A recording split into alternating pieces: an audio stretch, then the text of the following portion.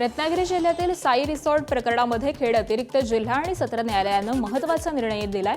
ठाकरेंच्या शिवसेनेचे नेते अनिल परब यांच्यासह सर्व आरोपींची निर्दोष मुक्तता करण्यात आली आहे. दापोली तालुक्यामधील मुरुड इथल्या या प्रकरणात CRZ नियमांचं उल्लंघन आणि खोटी कागदपत्र सादर केल्याचे आरोप होते.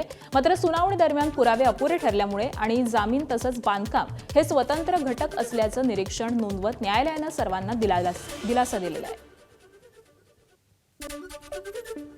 अर्थात दोन प्रकारचे कायदे आहेत. म्हणजे जमीन एका व्यक्तीची असू शकते, त्यावरचा इमला दुसऱ्याचा असू शकतो.